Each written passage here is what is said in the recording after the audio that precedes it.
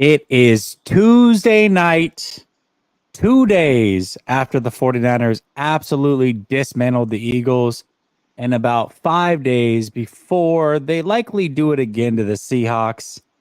Great week, great win, and I got my guy, Sunil, here tonight to talk about it. I'm sure he's going to hate most of my takes, and we're going to have a lot of arguments, but it's always in good fun.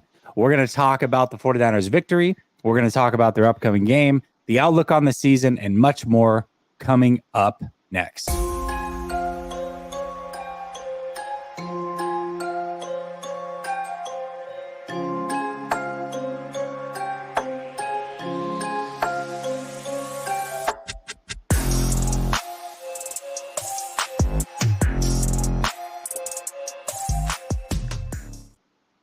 All right. Welcome back to Last Second Sports, where we are giving you our take down to the last second. It's Tuesday night, like I said, so I got my guy, So Real, Sunil, in the building.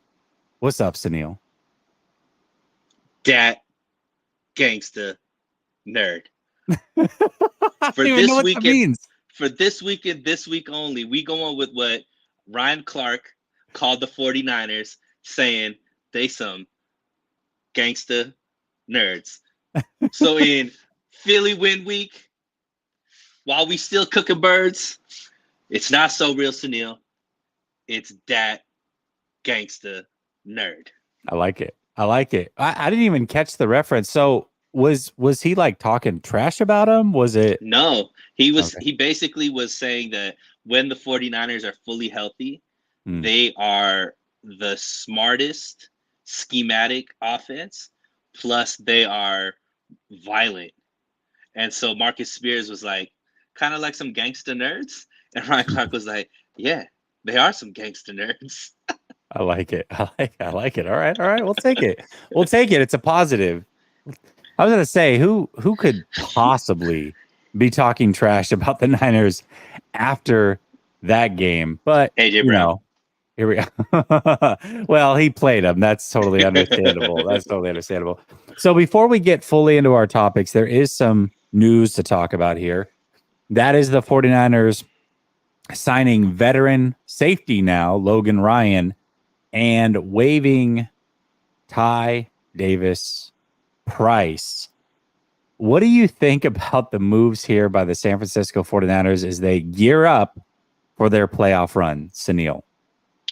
Yeah, I mean, look, another Kyle Shanahan third-round draft pick, because we know, John Lynch, Adam Pierce, York, they give Kyle Shanahan, they're like, yo, you get one of these third-round picks since you earned them with all this compensatory picks. You gain our team from being one of the greater coaching developers in the game.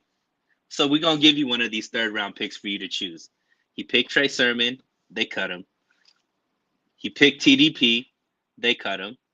This year, I'm pretty sure that Cam Latu pick was him. So next year, I'm expecting Cam Latu to be cut as well, so that they could bring in somebody of need. And Logan Ryan is a player, obviously, with Hufanga going down, George Odom going down. We're going into this stretch where health obviously can become an issue, and we're really, really thin there at safety.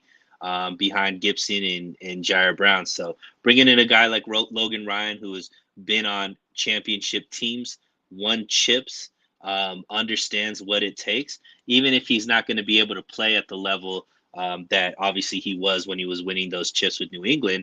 I still think his leadership, his experience, him understanding what it takes to be victorious is going to be great for a very young secondary. And I think he'll fit right in with the culture of the 49ers.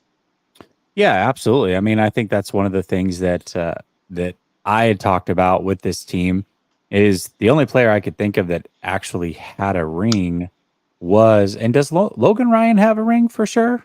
Are we positive about that? He has two of them. Okay. So there you go. I mean, that's championship pedigree right there.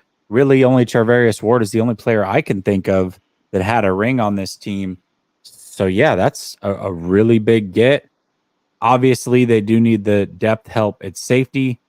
Now, I mean, he's around 32 years old, a little bit older, but he's a veteran in this league. I don't believe he's played on a team so far this year, but he was with the Patriots, really good corner early on in his career, and then transitioned to safety as he got a little bit older, but good player. Good player. Likely isn't going to start for the 49ers, but a nice depth piece and really that veteran leadership is needed in this locker room. So, yes, I like the move of bringing in Logan Ryan, but man, TDP, a casualty. Just don't draft running backs in the third round anymore. Can we just commit to that? As long as we commit to not drafting running backs in the third round or just not letting Kyle make the third round picks anymore, that would be fantastic because, man, I don't this know, is man. Whenever they do draft a third round running back, somehow they hit gold later on in that draft. So maybe they need to continue the like. Don't break what ain't broken. I mean, don't try to fix what ain't broken, right? Let Kyle Shanahan have his pick. Clearly, the end of the draft is going to be good. We get some ballers out of the end of the draft, and then you just cut them, right? You just cut them, bring in somebody of need for that late run. It's working right now, man. Don't you're sitting here trying to have perfection. It's mm, not about perfection. It's about progression. My man Kyle Shanahan has come so far in your eyes. Why not keep him happy with at least his little third round compensatory pick? yeah. And Matt says that Sue's going back to Philly. That doesn't surprise me. I don't know what that does for him. They have really good depth on the interior of that defensive line. Can he Really play good. linebacker? Yeah, right. I mean, well, that's where Darius Leonard comes in. He signed there, or Shaq Leonard, I guess, Shaquille Leonard. He signed there, so I think that's probably their help at linebacker that they're looking to get. And then Dallas Goddard will be back. It's going to be a fun rematch, and I do expect it to be a rematch with Philly and San Francisco. Looking forward to that. I think the game will play out a little bit different. And I would say that Sunday was a bit of a surprise in general. Not that the 49ers won. I think we both picked the 49ers to win. I picked them to win by 8. I don't remember your margin, but I don't know that we saw 40 plus points and holding them and their offense down to 19 points. It was pretty impressive. There was a lot of things that you can point to, I believe, that were a surprise from Sunday. But Sunil, for you, what is the biggest surprise from this game? The discipline. Mm.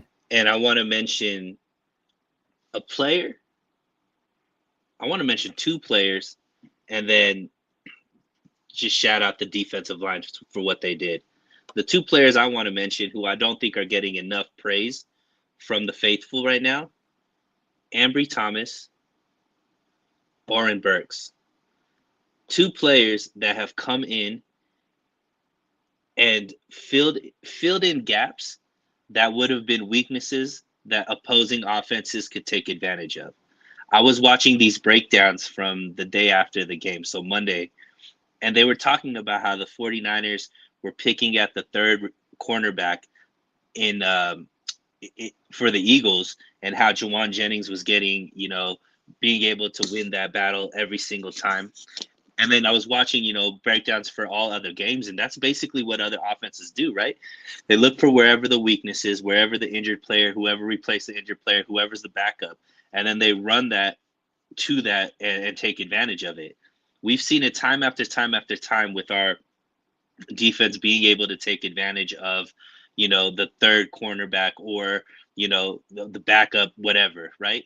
And when Dre Greenlaw got kicked out, there wasn't a drop in play because Oren Burks stepped in and played exactly the way you want Oren Burks to play. But Ambry Thomas, to me, Jesse, and I've tweeted this, and I want to shout out because this was a guy I was really, really high on, and I was getting a lot of egg on my face because he wasn't playing the way that I expected him to play or anybody expected him to play. Got to shout out Steve Wilks for getting the best out of him, but his ability to hold strong on the outside, to let Lenore Demo step into that slot position, along with Charvarius Ward playing the way he's playing, gives us a cornerback crew that, especially with the way that the 49ers attack this offense, where the rushers, the defensive line, their goal wasn't to get to the quarterback. Their goal was to keep him in the pocket. And you saw multiple coverage sacks because Jalen Hurts couldn't find anybody open, even though it felt like he had like 10 seconds where he was just in the pocket, just waiting there, waiting for somebody to open up. And to me, that's a shout out to the secondary. That's a shout out even a guy like Jair Brown, who's come in and hasn't been a weakness at all. But I want to shout out Ambry Thomas, especially because he was looking like he was going out of the league. And now he's looking like an imperative extension that the 49ers might need to make, being able to possibly get him on a cheaper deal because he's only shown out this 1 year. Yeah, absolutely. And I tweeted out at some point during that game that I couldn't be happier for Ambry Thomas. There's certain players that you just root for, and I remember his rookie year when he came in and was playing, I thought pretty well. A lot of people were really tearing into him because of it seemed like every week he was giving up the one play. He would get mossed every single week, but he was in position. But when you watched him play in and play out, he was playing really good football. And I talked about it a lot. And I had hoped that he was really going to take that step forward his second year. And it just didn't happen. I have my reasons as to why it didn't happen, or my thoughts as to why it didn't happen. And then it just seemed like the further we got away from that first year, the less of a chance that it was going to happen. And then I watched him up close and personal during training camp, and every single time, Sunil, he was on the field, it was mouse in the house picking on Ambry Thomas. Every time he entered the field, they picked on Ambry Thomas. I'm like, oh man, I don't see how there's a scenario who doesn't make this team. Then they have a couple injuries at the corner spot. I think that helped his cases to make this team. And thank God it did, because he's really showing that he's able to turn it around. But I think the biggest thing is Wilks understanding what these players do best. Another topic of conversation that we've had is it's really strange that this team plays so much zone coverage when all they seem to bring in are man press corners. Why do they continue to play soft zone? That is not what these corners do. And for a while, there was that stretch where they couldn't seem to stop anybody, but they kept playing soft zone. Now they're playing more press man. They're putting these corners in a position to succeed and do what they do best. And it's starting to show Sunday in and Sunday out. And I had a big question about this secondary. Also, this was my biggest surprise, pleasant surprise, I will say, was the secondary holding up the way that they did. I was worried that the defensive line wouldn't be able to get home because Philly's offensive line was so good. And I do think there was some element to that. But really, the game plan was to contain Hurts more so than rush Hurts and allow him to sit back there and go through his reads. He still struggled to find people open on a regular basis. If you look at the numbers of A.J. Brown, if you look at the numbers of Devontae Smith, they were very good. I think A.J.'s was more within the flow of the game. Devontae's was kind of, as the game was out of hand, he started to compile some numbers. But for the most part, play in and play out, in the most crucial spots in the red zone, that's when this secondary played its best. Shout out to them. Very happy for that. And really, I think the biggest unanswered question on this defense was that secondary. And now we've got a lot of answers, and I feel really, really good about this defense going forward. There really is no weaknesses to pick at, to be honest. No. They're great against the run. They can get to the quarterback. The linebackers obviously are the best in the world. And, man, Jair Brown and Ambry Thomas, Oren Burks, hats off to you guys, because it's not like one of the things I know, Jesse, you were worried about, and it wasn't just you. I think a lot of people, and maybe rightfully so, was the depth of this defense, right? We lost a lot of guys. A lot of the guys were young, but these guys that Oren Burks is on the team for 2 years. Ambry Thomas I think this is his third or fourth year. Jair Brown obviously is a rookie, but coming in and, really holding the fort. But I don't think there's enough said about the 49ers' ability to develop players.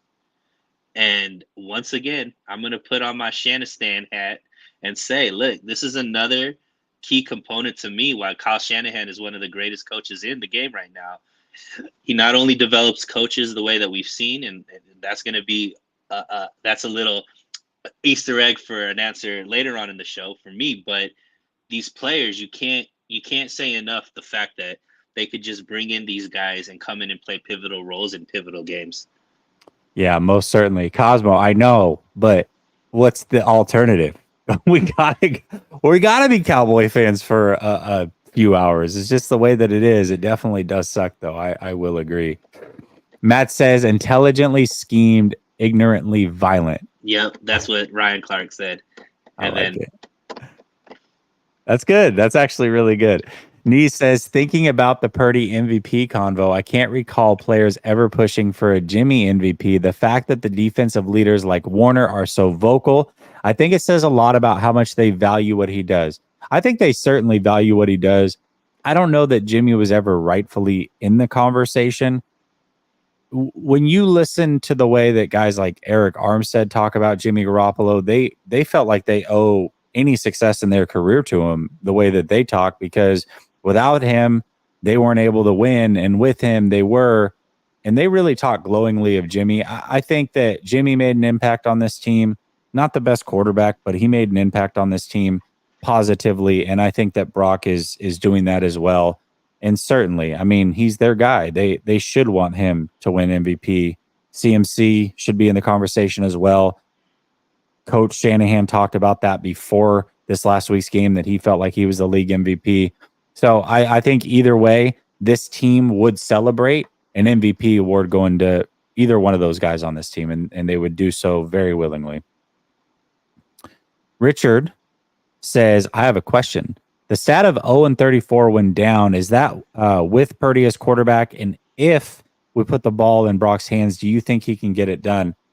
Some of that is obviously including Brock. I mean, there was a couple games this season where they were down and they were unable to come back, but I don't worry about whether Brock can or can't. I think it's definitely a fair question because we really haven't seen it with consistency, but we haven't seen him in this situation with consistency. So I don't think it's a question or a worry that he can't get it done or won't get it done. It's just an open question.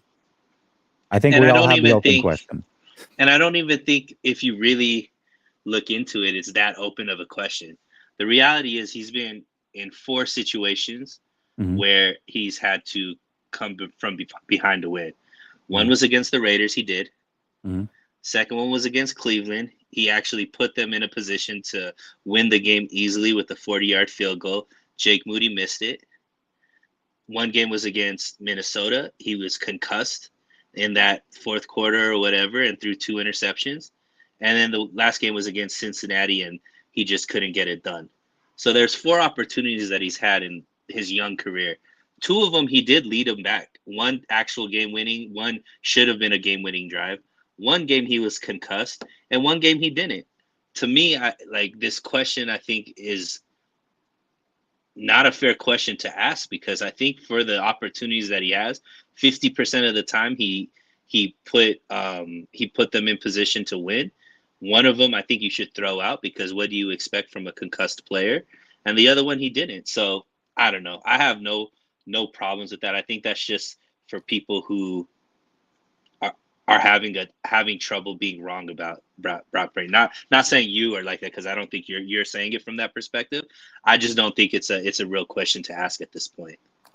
I think it's a very fair question to ask. I think the assumption that he won't get it done is where you go too far. It's as if there isn't 2 options here. One is he gets it done, and one is he doesn't. If you're using the question to say, oh, because I have the question, that means it's a problem, I think that's the wrong way to look at it. I think having the question is totally fair because the sample size is so minimal. I also think that if we're going to just throw out the concussion in Minnesota, then we do have to look honestly at the Raider comeback and the Cleveland comeback and say, hey, in both of those comeback scenarios, he did put the ball in harm's way, and the game could have ended if a player potentially makes a play on the ball. So I think it's totally fair to have the question. I think what's unfair is to assume that it would automatically go wrong just because you have the question. That's where the issue comes in my opinion. You make a good point. Ryan says, two guys. I don't know what he's talking about there, bro. Okay, all right. Pause. I think that needed a pause. I don't know Yeah, I why, need a but it shower does. after that comment. Ryan becomes a member for 6 months. I appreciate it. He says, I like posting that whenever you guys do a show. Is that going to be the name of our new show? Is that what you're trying to like force into happening? Matt says Ambry is getting a ton of love. Oren needs love. I think to Sunil's point, Ambry is getting love potentially here locally in our community because we see it. I don't think that there's anybody nationally that is having an Ambry Thomas conversation, and I think that they should be because he's playing very good football. That whole move where they kicked in Diameter or Lenore inside is not possible without Ambry Thomas. It's just not. Samir says defensively, can the Cowboys copy the Niners scheme against the Eagles? Yeah, certainly. I think they can. I think it's a copycat league, and maybe they will. But not all teams have the same players, and not all teams can execute in the same manner. So it's one thing to copy. Can they be successful with it? And I guess the other question is, what have the Eagles learned?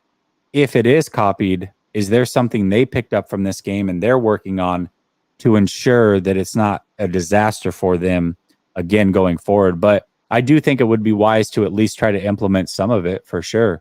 And I think that they do have some of the players to do so.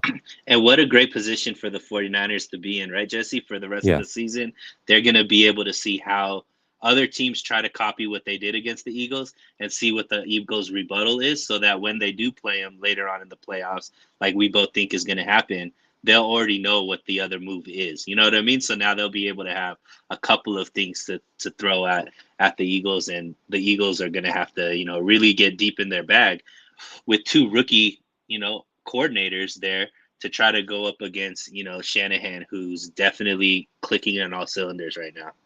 I'd say that's a win for the 49ers. Nee says, turns out all Ambry needed was Wilkes on the sideline. Yeah, I guess that's all that he needed was Wilkes on the sideline for sure.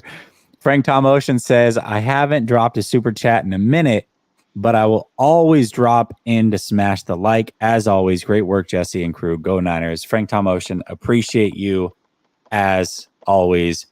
DP says, Jesse, I think that we can run the table. I think we can too. I'm not worried about Baltimore Christmas night. If this team stays healthy and focused, we're unstoppable. I don't think we should be worried about any team. The 49ers have proven that they're an upper echelon team, maybe the upper echelon team. But I also don't want to have this assumption that they're just going to go undefeated just because they have work to do. I think Baltimore is a formidable foe. I think if I'm looking at all the teams, they are the one that is most likely to knock the Niners off. Doesn't mean that they will or we should be scared, but they certainly are a very good team as well. That's an interesting, fun game, especially when you add in the element that Lamar is something like 18 or 19-1 against the NFC. I think that there's a reason for that. It is because he is very hard to prepare for on 1 week preparation. He just is. But I do think that a lot of the components we saw against Hurts are going to be what they force Lamar to do as well.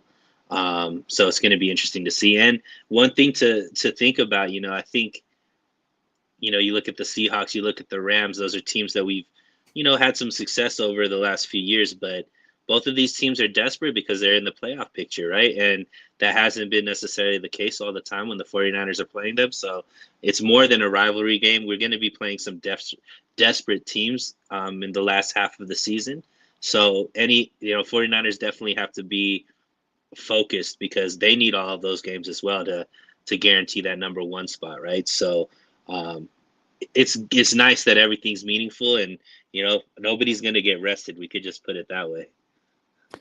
Yeah, most certainly. I mean, I think the only way that the 49ers are able to potentially rest is, first of all, if you're going to have the bye week, don't rest. If you've got the number one seed, don't rest. You don't want to go in 2 weeks, no football being played by your starters. But if you're going to have that 2 seed, I think resting might be a good idea in week 18 for the 49ers. Who cares if it gets the Rams in? That's not that big of a deal. Maybe you end up playing Rams the very next week because they are the 7th seed or what have you. But I would like to see the 49ers work in some rest, whether it's by them creating their own bye week because they aren't going to be the number 1 seed, or just by getting the number 1 seed. But those teams, the Rams, they're not going to be resting. That is for sure. And you're right. I mean, it gets interesting when you get in division. You've got desperate teams. Anything can happen. Any given Sunday is a real thing. So,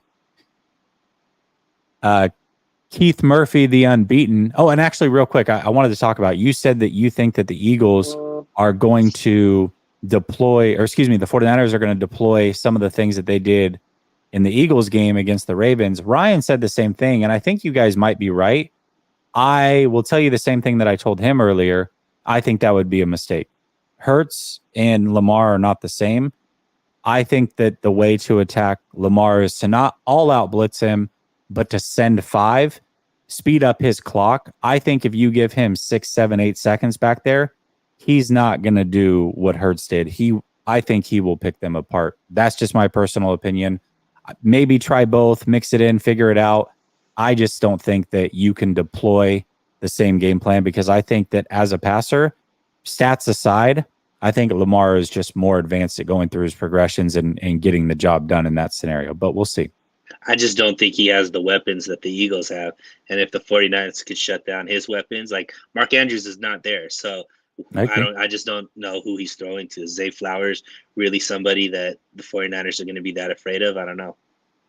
Yeah, I will say that OBJ is really starting to round into form. And it's unfortunate for them because Andrews being there would have helped. But as it was like the final week that Andrews was on the field, and then into the next week, OBJ started to look like OBJ. And then the next game, he looked like him again, started to progress towards that. And then now they've had the bye. We'll see if he's able to continue that. But the explosiveness, the route running, the separation was starting to round out and come back into his game, a year and a half removed from injury. So maybe he's finally healthy, or maybe they're just upping the game plan because Andrews is hurt. But I will say that OBJ has looked the last couple of weeks every bit as good as he's ever been, in my opinion.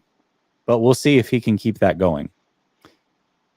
Keith says, Jesse, you said Debo would back it up, and he did. Yeah, I mean, I think he had to back it up. And he's just one of those guys that he's a gamer, man. He really is a gamer. And if he's going to talk as much as he did, he should back it up, and most certainly. And in fact, I think that's a good spot. I know there's more super chats. We'll get to them in a second.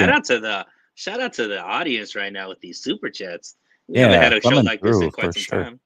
Yeah, they're coming through big time. So we'll get to this one in a minute. But who do you think deserves? Everybody deserves credit, right? This was a true team victory. It was great. But if you're gonna dose out the biggest credit to a player, to a coach, what have you, where are you going to give the most credit for this victory on Sunday? Coaching staff. Okay. To me, this game was won based off of the schemes that were put in, understanding what this offense had. And, unfortunately, I think obviously with the 2 new coordinators over there, they got out coached. And, obviously, you got to give a bulk of that to Shanahan. Him being the head coach, he obviously has the final say on all the plans. But I got to give it up to Wilks. I've been critical of him, but he got this defensive line to do something that we haven't seen them be able to do, Jesse, and that's stay disciplined in their lanes. Mm. This has always been what the game plan has been against mobile quarterbacks, and they've never been able to do it. And maybe it's because now they're 6 deep with elite talent, because you got to say, like, a Gregory is probably a better piece than we've had coming off the bench than coming off the edge than ever before. Obviously, Chase Young is better than we've had coming off the edge ever before, but that's coaching to me. Making the team buy into the game plan, even though maybe people aren't going to get the stats that they want, or aren't going to get the accolades, and it's not going to look great on the stat sheet. But what it did is the team blew out their only quote unquote only competition in the league, and as far as in the NFC, I should say. And that's a buy-in that starts with leadership, and I think that starts with the coaching staff. So to me, if I'm giving who deserves the most credit, even though obviously the players have to execute, to me, it's watching these coaches get the players, all these superstars, to buy into a game plan that's unselfish, you got to give them a lot of credit.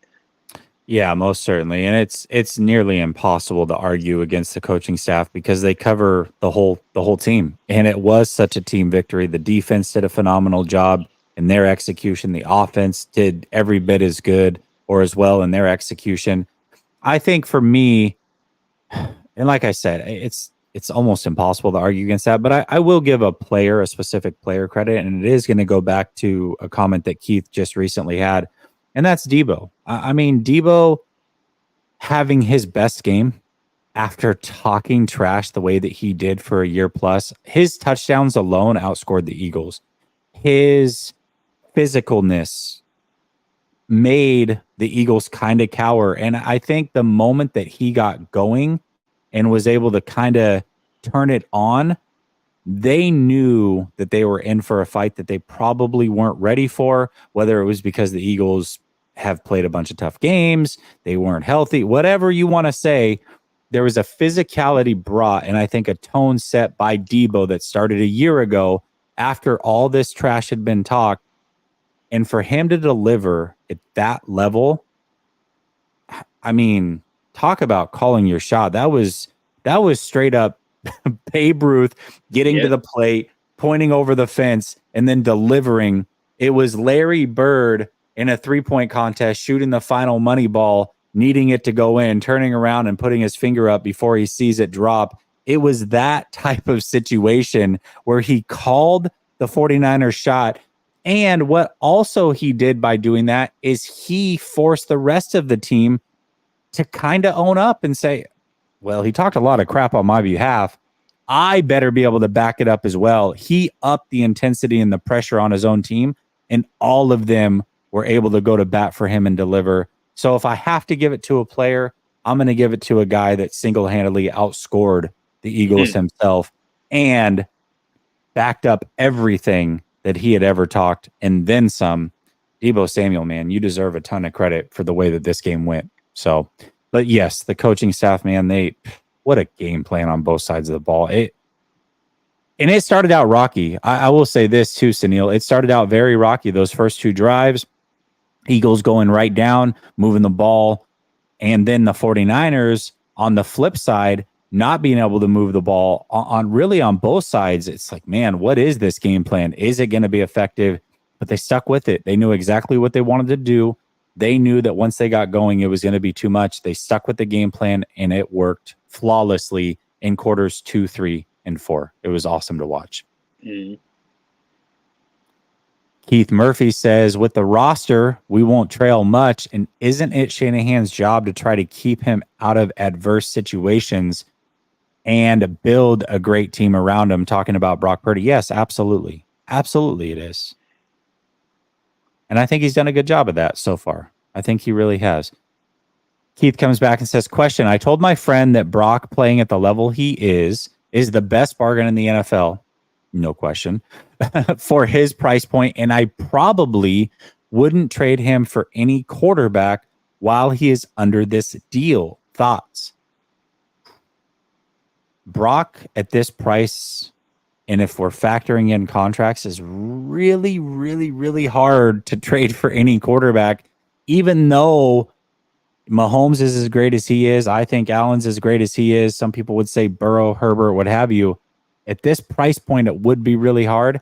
I also think that I would be completely lying if I wasn't at least willing to trade him for the clear best quarterback in the NFL, and that's Patrick Mahomes.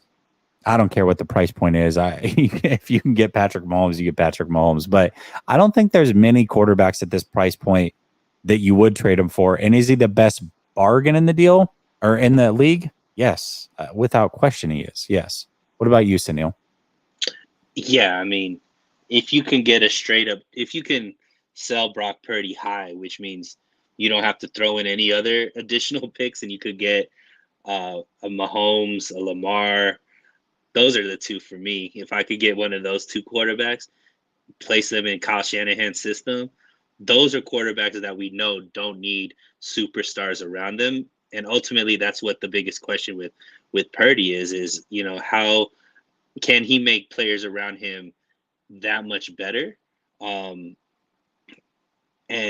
eventually, we're going to have that question answered, because we got him for these next 2 years, but the year after that, you're going to have to pay him big money. You know, I understand the argument that I wouldn't trade Purdy for that, but I know Lamar Jackson, I know Patrick Mahomes don't need an Ayuk and a Debo and a Kittle and a Trent Williams and a CMC, for us to be Super Bowl champions. I don't necessarily know that about Brock Purdy, but to the other person who just did the super chat, he hasn't been put in a position for us to find out either. So it's just going with the known versus the unknown. Yeah, for sure. Absolutely.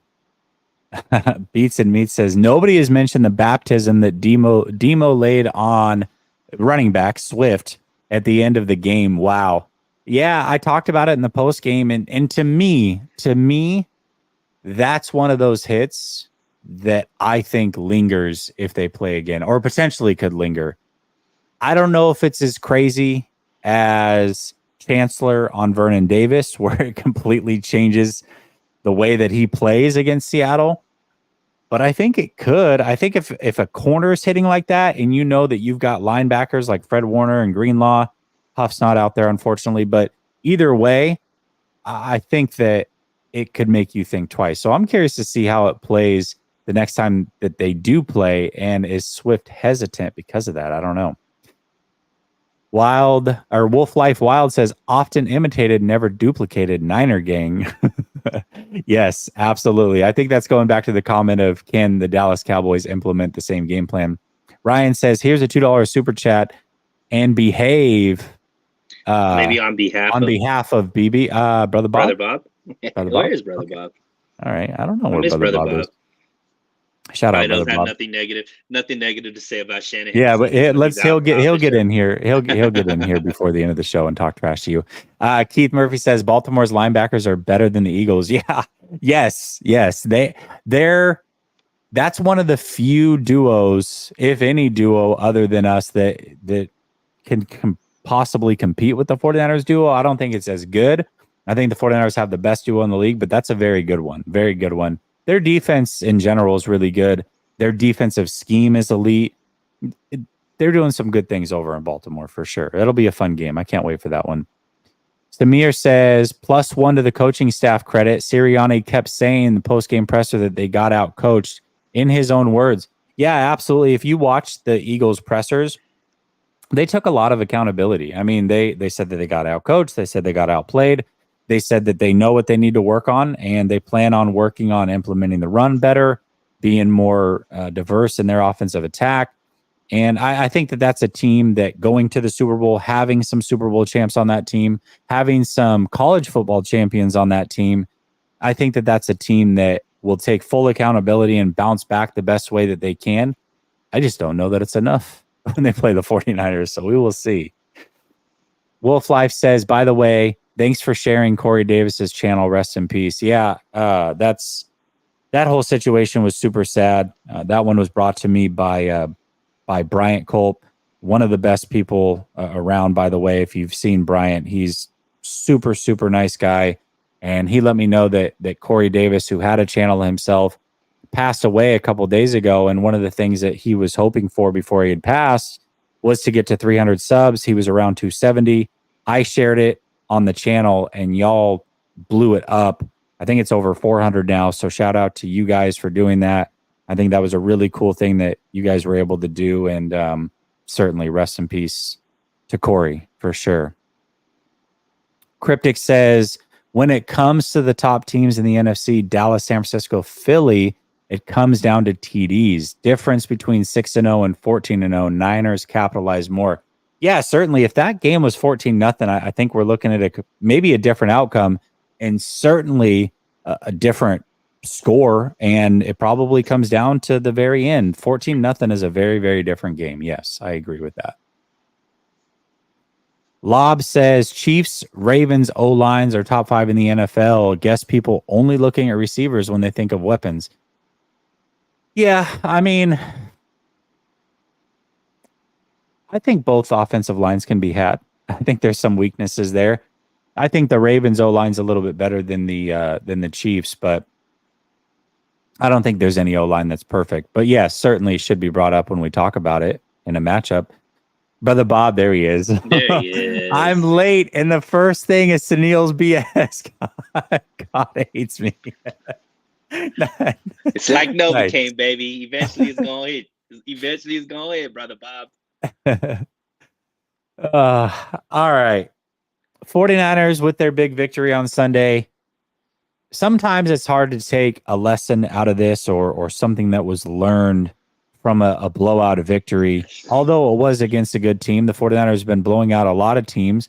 And I think that there's a lot of questions that still potentially are unanswered. But I think that there was some things that we learned in this week's game. For you, Sunil, what is a thing or two that you learned by watching them absolutely dismantle the Eagles on Sunday? That this team is who we say they are, right? I think that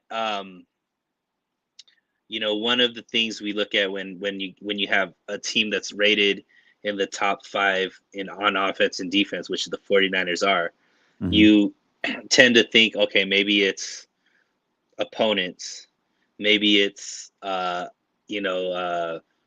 timing, maybe it's maybe it's this, maybe it's that, right?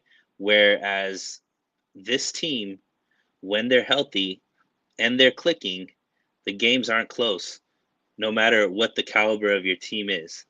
And it seems like as long as this team can score more than 17 points, it's going to be a multiple score victory for the 49ers. And it doesn't matter how good your defense is.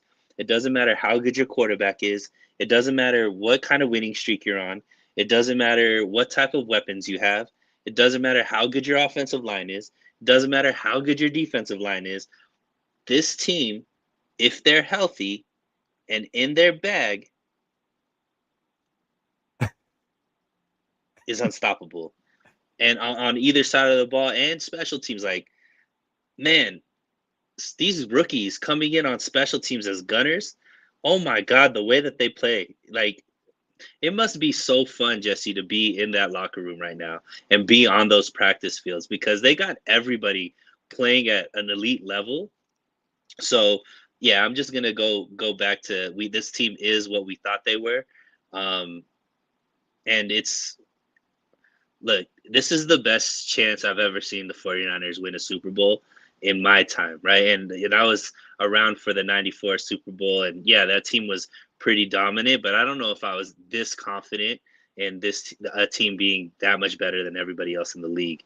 It's phenomenal shout out to York, shout out to the GM, Lynch, Peters, Shanahan, everybody, man. What they put on the field for us this year as 49ers fans is exceptional. And hopefully they could finish it out and win a chip, because this would be an amazing year to be a part of. Yeah, it definitely is. And I think this is the best team that they've had in the Shanahan era, I think. And I think also that it couples with the worst, arguably, that the league has been during that period. And when you combine those two, it should mean that this is their best chance to win a Super Bowl.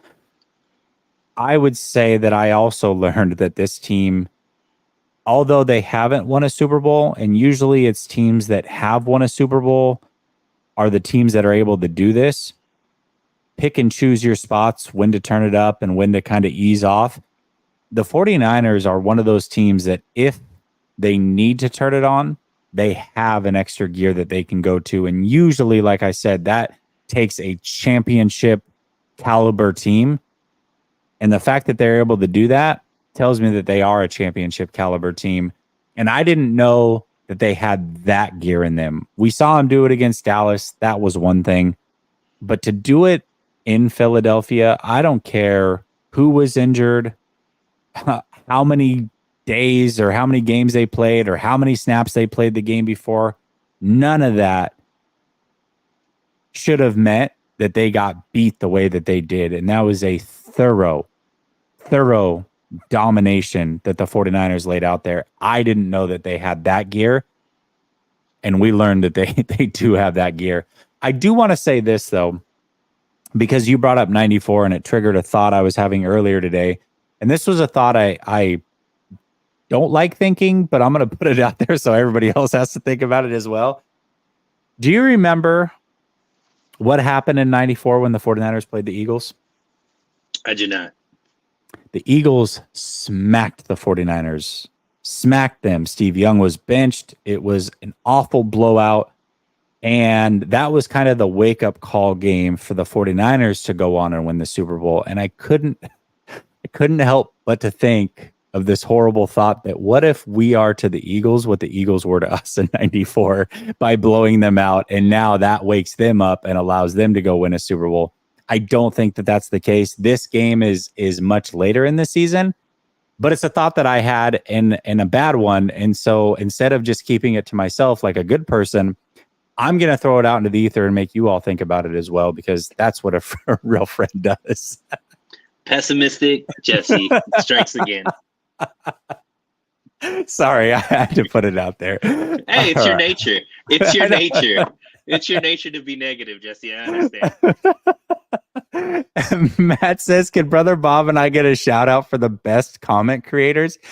Yeah, I mean, I like how you just created this whole thing, but comment creators of the year, I think you guys are both nominated for sure. I like comment creator. That's a good one, actually. Yeah, that is. Brother Bob says MMK or MK, I don't know. Made a cup. Oh, okay. He said he's working on a cut up of Larry and his Brandon Ayuk take, I guess. Brother Bob says, I hate to admit it, but Kyle Shanahan gets an A. Shut the F up, Sunil. Hey, as long as I could get into the cookout again, Brother Bob, that's all I'm looking for as a plate. 808 Niner says the thing that I took away was they are like the Cowboys. When it comes down to it, they got punched in the mouth and just stayed down. They straight up quit. Yeah, and that's the Eagles. Yeah, he is. No, but that's very surprising for a team that had been punched in the mouth the last 2 weeks and didn't quit. They didn't fold, but the 49ers just hit a little bit harder than their previous opponents. And I don't think they quit. Like, I think that, with all due respect, I don't think that's what we saw. I think that the score, that's the easy take to make. But the Eagles were trying, and they got some momentum back, right? They scored after that whole Dre Greenlaw thing on the sideline, him getting kicked out and all that kind of stuff. But the 49ers coming back and scoring in like 47 seconds, like that, like you can get knocked out and keep trying. But every time you get up, if you get knocked down again, like that's tough to overcome. And I think the 49ers just have multiple ways to win. And, going back to this, what we learned, like before the 49ers offense, even when it was dynamic, Jesse, it was really one way, right? The run was going to open up the pass. Mm-hmm. And there was different levels of explosives based off of that. That's not this offense anymore with Brock Purdy there. They could win in multiple ways. They could win through the run. They could win with the deep ball, and they could win with the dink and dunk. And I think that's extremely, when you can win on 3 different layers and still be able to put up 40 plus, 30 plus points, even if running the ball is the main focus, even if throwing the ball deep is the main focus, even if dink and dunk is the main focus, what can you do as a defense? Because now you can't shut down anything, and the 49ers still have a combination punch on offense. And that's something that I think is very unique, because we haven't seen that in the 2019 run. We didn't see that in the 2021 run. That's something that's new, and got to give shout out to Brock Purdy, because his ability to process, his athleticism, and his ability to be accurate with the ball is opening up this other level where you can go 2 drives, and get your offense into rhythm without ever handing the ball off to CMC, which is insane. That's never been a thing for the 49ers. So that's something that I learned as well, that this team can win on offense in multiple ways. Yeah, I think his athleticism is really kind of the key that unlocks everything. I mean, his processing is phenomenal, but in conjunction with the athleticism, the ability to just break containment, I think when a defensive team or a defensive player has you lined up as a quarterback and you're able to escape that time and time and time, I think it's very demoralizing. We saw it in a different manner with Russell Wilson. I think is a little bit more dynamic athletically, but Brock has quick feet and he's able to move and just evade just enough to where it becomes deadly and frustrating for other teams. And that's all you need. You don't need crazy athleticism, but the ability to evade and the ability to run at times, dude, it's so tough to go against, especially when you've got these weapons surrounding it. So I agree with that. And I also want to say to your point, I don't know that they quit or what have you, but one thing I said on Sunday, and I want to reiterate it, we shouldn't be saying that the Eagles are trash. They are not trash. I don't think any less of the Eagles today than I thought going into that game.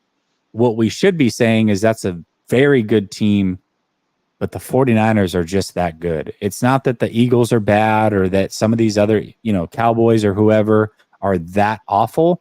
It's that the 49ers are that good. And the more that you say that this team sucks, the more you're kind of diminishing what the 49ers are really doing. And we do it a lot with opposing quarterbacks, and we have for years because a lot of people only watch them play the 49ers. And the only thought was, oh, well, against the 49ers, that quarterback was awful. So that means that quarterback is awful. No, that's not the case. These quarterbacks are really good, and the defense makes them look awful. That is a testament to the 49ers. I think when you say things like, oh, that quarterback's not good or that team's not good, you're stripping away all the good that the 49ers have done. They're just that much better right now. And hopefully they can continue to be that much better as they move through this chance to win a Super Bowl, I guess is the best way to put it. This run. Because the Eagles are still in the NFC the toughest out for the 49ers. Yeah. That team has built to beat the 49ers. Luckily, I think the 49ers are just as built to beat the Eagles, and they're that much better in coaching than the Eagles are right now, which gives us a significant thing that they're just not those coaches aren't going to be able to make up that difference. Brother Bob says, yeah, but Sunil, if we don't win the Super Bowl, then it's worthless. He's just making sure that he lets you know that. Yeah. Brother Bob is like 97% of every other NFL expert that's like, see, I told you they wouldn't win the Super Bowl. Like, yeah, only one team wins out of the 32 teams in the league, my guy. It's got to happen this year for the 49ers, though. Like I said, if we agree this is the best that they've ever been, I don't know if you agree with my take that the other upper echelon teams aren't as historically good as what we've seen either. I think even throughout this last run, I mean, those Kansas City teams have been very, very good. Tampa Bay team was very, very good. Not that these teams aren't good, but I think that the league slightly has taken a back step. The 49ers have taken a step forward. It should be a recipe to go win a Super Bowl. Hopefully they can get it done. As long as they're healthy, I think they'll be fine. Yeah. That's the biggest thing is health. Samir says, lesson learned, punishing Jalen Hurts when he runs downhill is the key to get against the tush push. They punted on 4th and 2 after linebackers cracked him. Yeah, I don't think that we're going to stop the tush push so much, but 2 yards is a lot. Although the horse collar seems to be a good way to do it. Chase Young grab it. Yeah, I did. Maybe that's it. Just take a penalty over and over and over again. Ryan says $1 for each elbow I can see. And what's funny is I was in a show on my elbows, but then he had already said, Jesse, let's see him. So he already paid for it. So there you go. Matthew says, starting to look like a championship team, Kyle Shanahan needs to point them in the right direction and get out of the way. Super Bowl teams always have that dog in them. The 49ers certainly have those players, and they have a little bit extra for sure. And I saw the Kyle Shanahan shade in that post. Get it together, man. Stop it. Stop it. Matt says Eagles tried to counterpunch and got jacked up. Yeah, they certainly did. They certainly did. Cryptic says Debo needs to take it personal for 8 more games. No, I know he doesn't. But we keep him healthy. He doesn't. But when need to you score see 3 touchdowns every game. but when you see Debo do that, it's awesome. But at the same breath, it's a little frustrating. Not that you want to do that every week, but when you see him disappear for weeks at a time, it's like, man, we can't get a little bit more out of you making your 20+ million next year. They don't need him though. That's what I'm saying. Like, would you rather Debo do like that and not see the resurgence of Brandon Ayuk? To me, I think they're developing a dynasty here, and being able to have that. Like, here's the thing that I know this team is crazy. And after the in the press conferences, they talk so much about the unselfishness of this team, but that third touchdown that Debo got, the person that celebrated the hardest was Brandon Ayuk, running full speed down and sliding with whatever he was doing, the angel, or I don't know what he was doing, playing like he was in the snow. But the way they got up for Juwan Jennings scoring a touchdown, the way they get up for other people scoring touchdowns, the way they run to the end zone when CMC scores a touchdown, like, this is really an unselfish team. And I wonder, and this could be hopeful, but I wonder if some of these players will take less money to keep this team together because of how much fun and how dominant this team is. I wonder if you can see some of these guys that have got paid, like a Armstead, maybe like a Fred Warner, maybe some of these guys that'll be like, look, I want to keep this together, because we saw it in Kansas City, right? Kelsey took less money. Patrick Mahomes took less money. The way that this team plays for each other, Jesse, I wouldn't be surprised if some of these guys take some discounts to keep this roster together.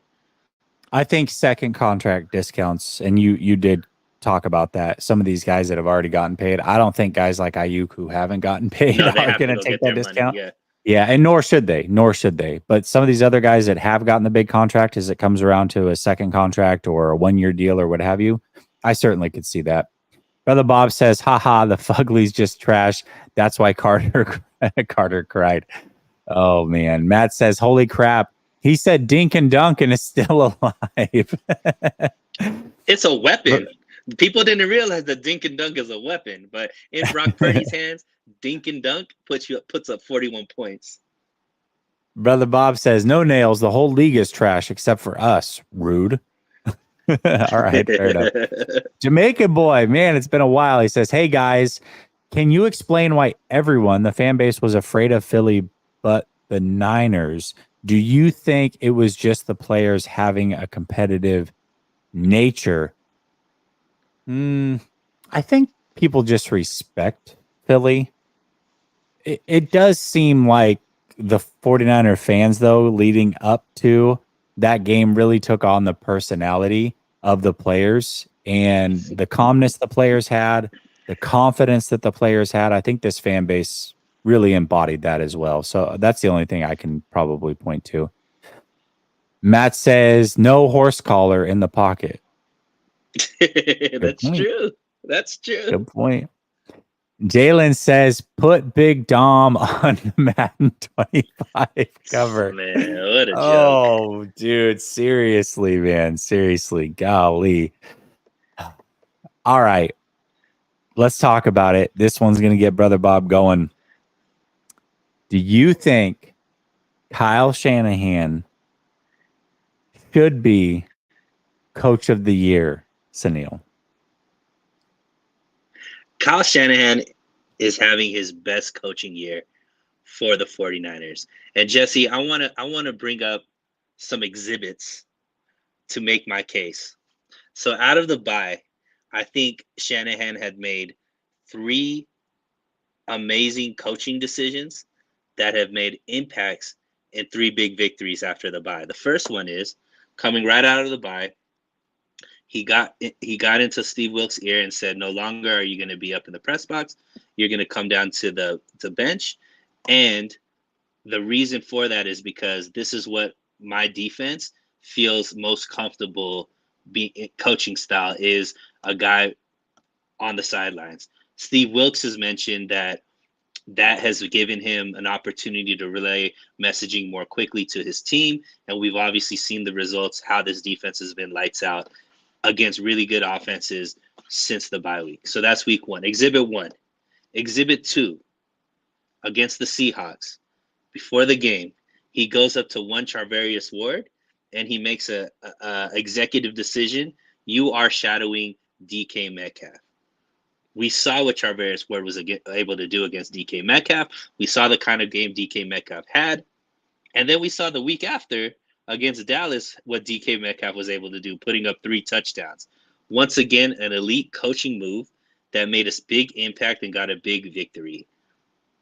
This week against the Eagles, we already mentioned how well of a coaching job that Kyle Shanahan did with the way that he put together an offensive scheme out of shotgun, quick dink and dunk passes to take advantage of a weak secondary and linebacking core in the middle.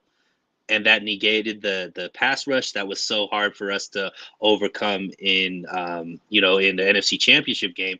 But it also played our strengths against their weaknesses, which led to 41 points. That also, Kyle Shanahan did the impossible, which is get guys like you and Grant Cohn to talk about his humility and his ability to take accountability as a coach. To me, that all is encompassed in he is having the best coaching year ever. But when you ask me, should Kyle Shanahan be coach of the year? My answer is no. Because for as great as Kyle Shanahan is as a coach, he's better at developing coaches. And the coach of the year should be somebody from his tree over there as a rookie coach of the Texans, our guy, DeMeco Ryans. So he is the only reason why Kyle Shanahan won't become coach of the year this year. If they make the playoffs. If they don't make the playoffs, then I think he should be coach of the year. I thought Shanahan should have won the award last year just based off of what the 49ers were able to do. I thought his competition last year was Peterson and Daboll. Daboll ended up winning it. His competition this year, similar to Daboll, is turning a team around, and DeMeco Ryans, like you said. I think the other competition, which, I mean, let's be frank, the 49ers just whooped them, so it shouldn't be. But I think if the Eagles still get the number 1 seed, Sirianni is going to be in that conversation because he replaced both of his coordinators as well. And to get the number 1 seed, I think helps his case. I mean, I love what DeMeco's doing. I would probably say at this moment, yes, I would agree with you, DeMeco. But man, Shanahan coaching the way that he did last year and then coaching the way that he has this year and making all those micro improvements that we've talked about all year, that I've talked about, that you just talked about as well and alluded to, that I've been saying. I mean, at what point does he just win the award? You know what I mean? Like, how many times can you not give him an award that is probably rightfully his? I don't know, man. I think Shanahan's done a hell of a job. And whether he wins it or not, dude, it is the best coaching job he's done. And that's saying a lot because I thought he should have won it last year. So, Brother Bob, I just want you to know where to put your hate at. That was Jesse saying yes, Sunil saying no, even though I'm the Shanistan on this show. Brother Bob says, Kyle has all the talent in the world. This is why we should win the Super Bowl this year and should have last year. League is trash, but Lance, Sermon, TDP, coach of the year. That's different, though. That we're not saying he's executive of the year, right? Executive of the year is one thing. Coach of the year is completely different. I think executive decisions and talent evaluator Kyle gets in the way of Coach Kyle sometimes. But I think Coach Kyle's done a hell of a job. Matt says DeMeco is coach of the year if Houston makes the postseason. Yes, I agree. Did Kyle say that he had Ward shadow DK, or is that conjecture? Yes, it was Kyle. Ward said that it was Kyle, and the coaching staff told him it was Kyle. So yes, that was a Kyle decision, and another very, very good one. Samir says his best year, yes, but the award is probably going to D'Amico Ryans, and CJ is getting Rookie of the Year. CJ certainly is getting Rookie of the Year. CJ should be in the conversation for MVP as a rookie. CJ is the only quarterback at this moment that is on pace to throw for 5,000 yards this year, and to do that as a rookie is wow. Wow. CJ Stroud, very, with all very rookie good football receivers, player. pretty much. Yeah, you're right. And not the best team around him. So Jalen says if 13 wins, Super Bowl MVP, second year after Elbow Disney movie. Oh, yeah. Okay, so you're saying Brock Purdy. Okay, I got you. Yeah. Yeah, So the they only win a reason why the Super movie Bowl hasn't MVP. the only reason why the movie hasn't come out yet is because he hasn't won the Super Bowl yet. So the script is already out. It is out. I don't know if I think I said it maybe a couple weeks ago, but the conspiracy theory is that the Super Bowl colors saw this one. Yeah, we talked about it. 49ers versus the versus the Ravens in the Super Bowl because of the colors of the Super Bowl sign this year. Mm-hmm. And it's worked out like the last 4 or 5 years or what have you. Brother Bob says, wow, Sunil pulled Kyle's out of his mouth. I'm impressed. It was me. It was me that gave him all the love. You're right about that. And Jalen says, Coach of the Year should be McVay if the Rams make the playoffs. Why?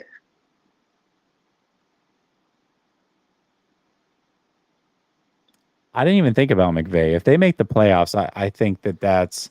I don't think he should get it over to Miko if they make the playoffs, but he should be in consideration. Actually, I don't think he's that. Yeah. I would put him. I don't think the seventh seed should get the play. Seventh seed should get the Coach of the Year position, especially when you got Rams still have a ton of talent on that team. So, what if Houston's the 7th seed though? The difference between Houston and the Rams is Houston's whole team is rookies. So to me, that's you got to put that all on coaching.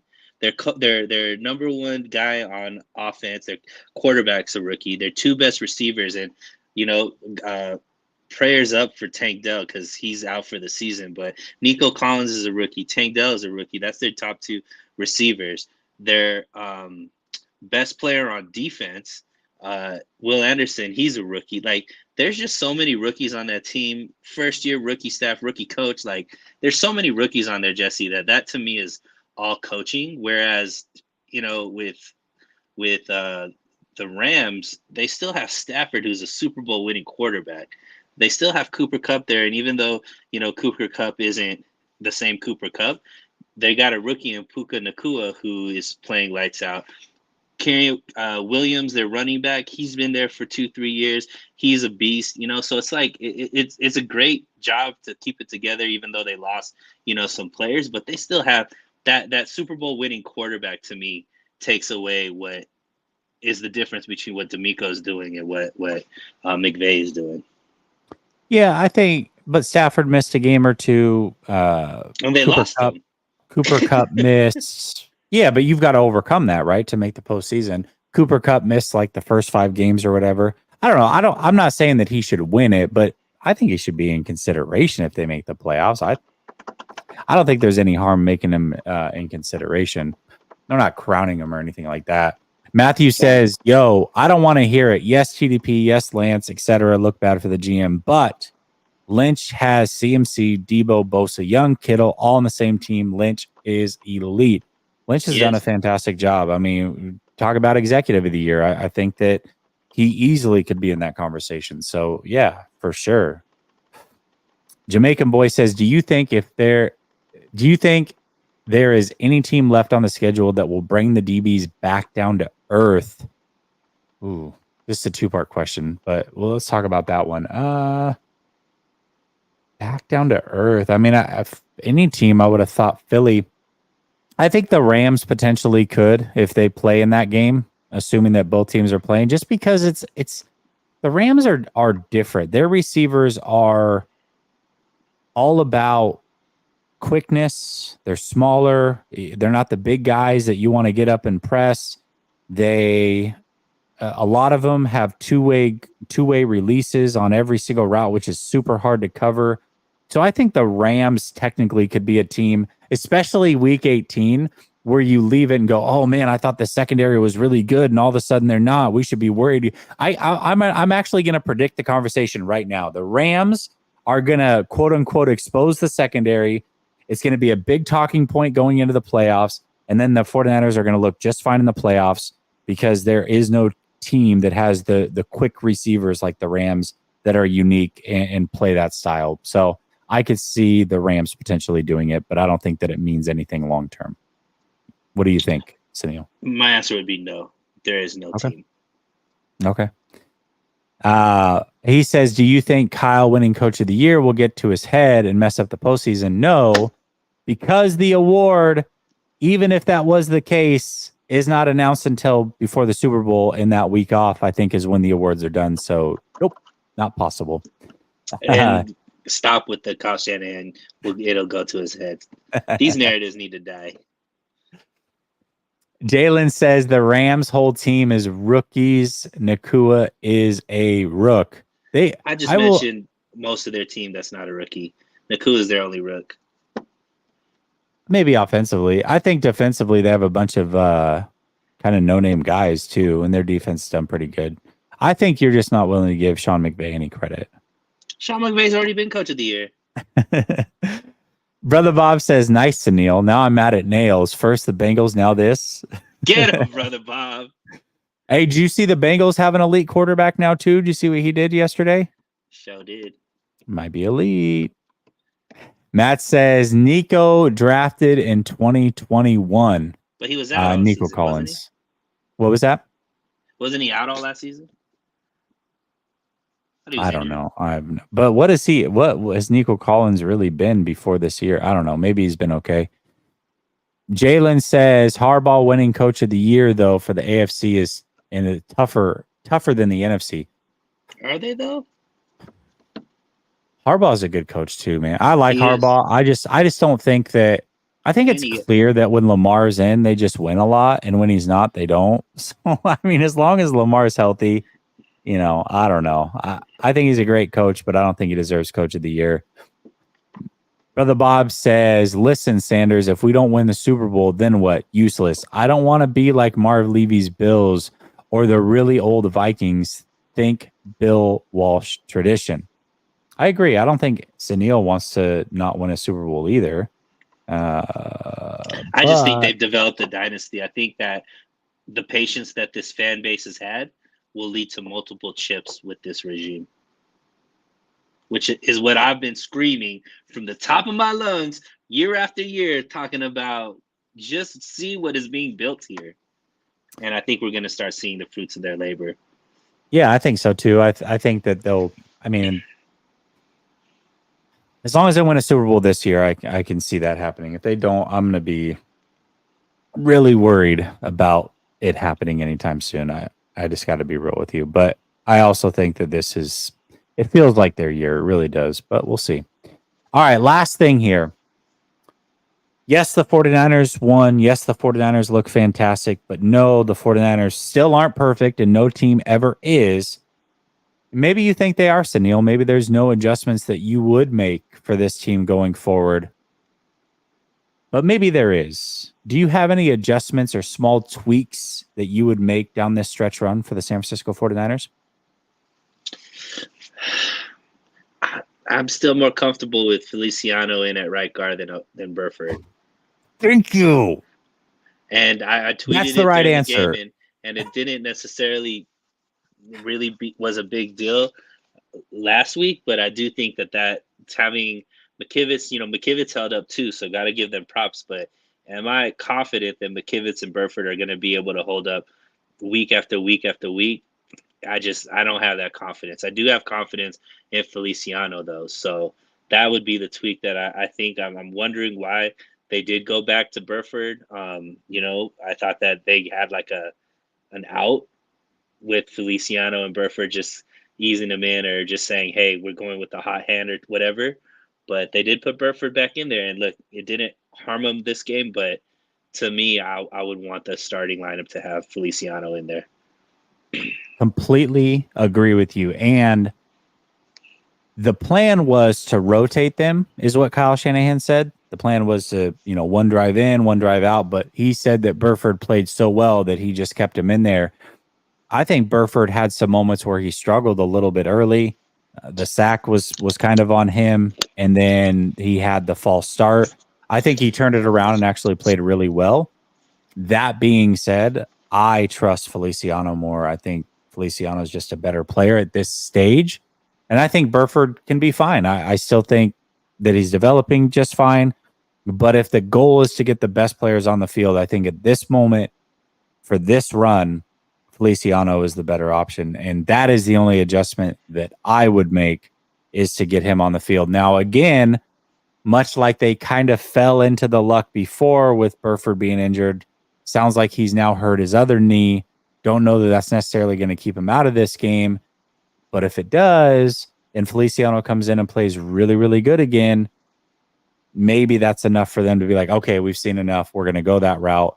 I don't know, but if there was anything to nitpick for me, it's still the offensive line has some issues at times. Don't fully trust them, but I think the answers are on the roster to get a little bit better, and that answer is Feliciano, and he should be playing, in my opinion. I agree with you. One other tweak is if Ray isn't back there, I want Ayuk over Ronnie Bell. Oh, hold on. Yeah. Okay. I think Ronnie. I was gonna say I like the Debo tweak, which they did. I remember against Green Bay in that playoff run a couple years ago, and we loved it. I did like that wrinkle, and I like that wrinkle in the playoffs as well. But yes, I like it. Talk about it a little bit. Yeah. Yeah, I mean, look, Ronnie Bell muffed the punt, and it didn't affect us or anything. But if we're gonna have Debo do kick returns, put Ayuk back there, man. Ayuk's a beast. He played really, really well as a punt returner at Arizona, and get the ball into playmakers' hands as much as possible. We all know most of the time they're gonna be just fair catching it anyways. But if Ayuk has an opportunity, wouldn't you want him with the ball rather than Ronnie Bell? To me, that's a no-brainer. Yeah, that's a great call out by you. And I agree with it. Matthew says, Brother Bob or Abe Simpson? Nick Clouds.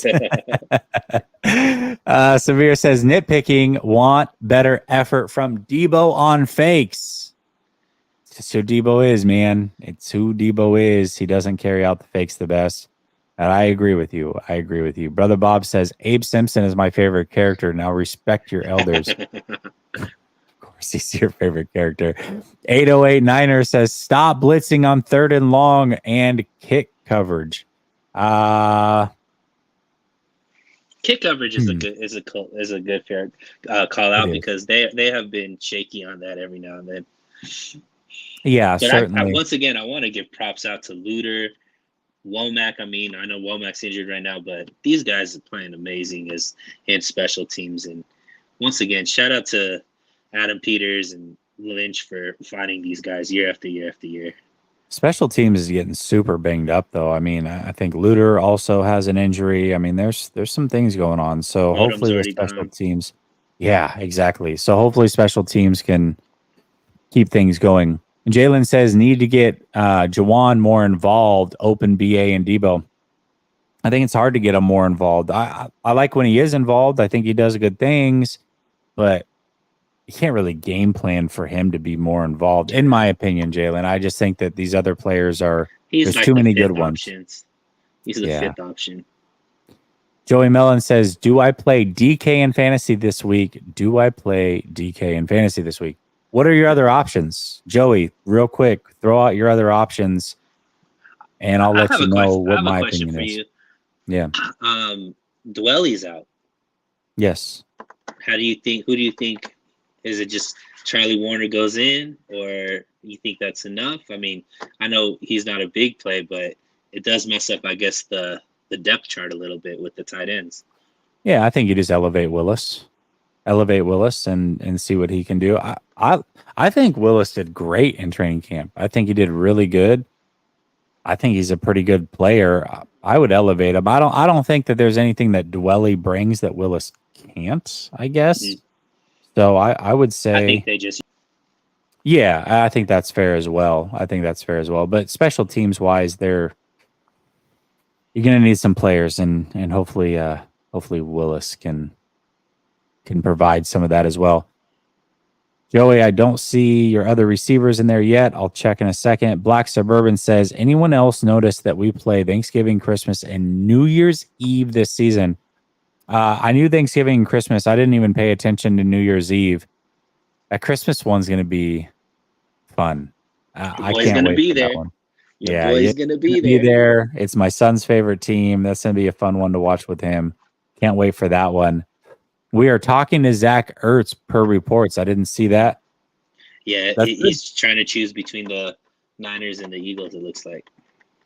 Oh, is that the case? Well, Mhm. there we go. There we go. I would think he would choose the Eagles, but maybe not. I mean, maybe they forced Dwelly to get an injury, so they gave us first. I gotta say, if I'm Kansas City, I'm going all in on him. All in on him. I think that's an option as well, and the Ravens, yeah. Yeah, I heard It's the only Ravens are. playoff teams. Yeah. Can you not? I hear all that. Sorry. That's all right. You're right. But Ertz is from Cali. I heard the Ravens weren't in on him because they think that there's a chance that Andrews might come back. But I could be wrong. I don't know. Maybe that was just coach speak. They like who's in the building. The 49ers said the same thing.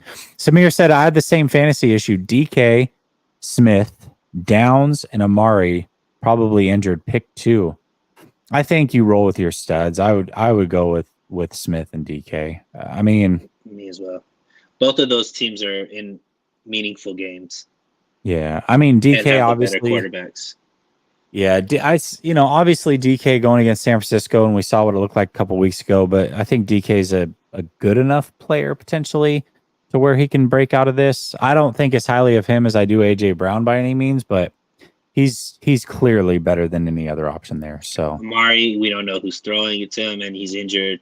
Downs his play has been down actually the last few weeks, so it's a tough role to be in, but definitely the first two. yeah, I don't think that there was necessarily a fallout. He's been liking all Eagles tweets, Eagles related tweets, if that means anything. Somebody had tweeted at him saying, "Hey, come finish your career here." When he left the Eagles, he said that he would like to retire in an Eagle uniform and not necessarily just show up and sign a one-day contract, but he would like to actually finish his playing career there. And he also liked the tweet that Shaq Leonard had signed there. So I don't think that there's really any bad blood. And yes, the Ravens think that possibly Andrews will be back in the playoffs. Jesse, imagine the Niners destroying the Ravens and making your son have to change his heart and fan him. I don't think it's going to happen. I have a surprise that week, and I think that you'll see that he's a real Ravens fan. Matt says, we are talking with Zach Ertz per report. Saw that one okay. Thank you, Matt. Brother Bob says, Nails about to bish slap Sunil for tapping. I saw that. No, it's not about that. I don't think he realized how loud it was, but I was definitely picking up. I was like, oh, no, please don't do that. Because he doesn't have his mic. His mic would normally cut most of that out. Okay, there we go. I think we're good. I think we're good to go. Sunil. Man, shout out to the chat. They were really lit this episode. Coming through, man. Coming through strong for sure. It was awesome. Awesome to see you guys contribute the way that you always do. Make sure that you are tapped in tomorrow night, Behind Enemy Lines, Seattle content creator. Same one as always, Brandon. I love Brandon. I love doing shows with him. But I got a conversation I got to have with him around Geno Smith. That was a big argument that we had during the offseason. It got a little bit, I wouldn't say heated, but a little bit of contentious. And I want to revisit that argument because I think that my side is proven out thus far to be right. But we'll see what he thinks. That'll be a lot of fun. Looking forward to that one. Sunil, as always, thank you for giving us your time. Chat, as always, thank you so much for tapping in. I'll be back tomorrow with Behind Enemy Lines. We'll see you then. Peace.